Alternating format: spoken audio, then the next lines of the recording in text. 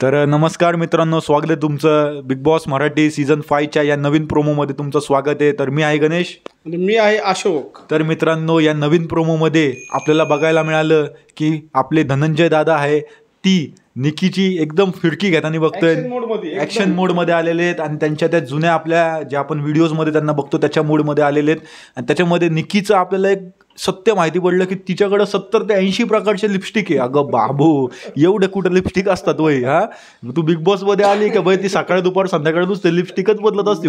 Makeup beauty parlour. तर धनंजय दादांनी काय काय फिरकी घेतली, वर्षाताईंबद्दल पण ते काहीतरी बोललेले, तर आपण भाऊकडून जाणून घेऊया. तर नक्कीच ब्युटी पार्लरचा पूर्ण सेट आपण म्हणू शकतो की निकीने तिथं बिग बॉसमध्ये उभा केलेला आहे.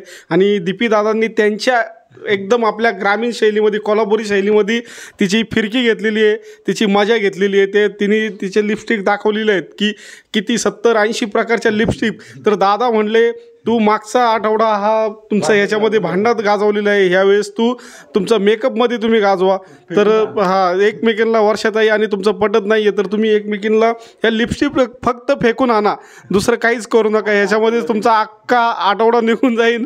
म्हणजे दीपी दादाचं आपण बघू शकतो की जसे व्हिडिओ आहेत त्या, जसं भाऊनी सांगितलं की त्यांनी घरामध्ये आई आणि बायकोचं जसं भांडण असेल, त्यांचे जे कामगार आहेत त्यांचे जसं ते फिरकी घेतात, अगदी त्याच पद्धतीमध्ये दीपी दादा आज आपल्याला दिसणार आहेत की निकीची फिरकी घेताना 100%. तेच आणि आम्हाला तेच बघायचं आहे. डीपी दादांना त्याच ह्याच्यामध्ये बघायचं. आम्हाला त्यांची भांडणं बिंडणं नाही बघायची. तो असा माणूस की तो भांडणार नाही, तो अशीच हसी खेळीचं वातावरण करणार आणि आपल्याला एंटरटेनमेंट करत राहणार. तर बिग बॉसचे जे पण मेकर्स असतील तर त्याच्याला आम्हाला तेवढीच विनंती की त्यांचे काही असेल तर त्यांचे भाग आम्हाला दाखवत जावा.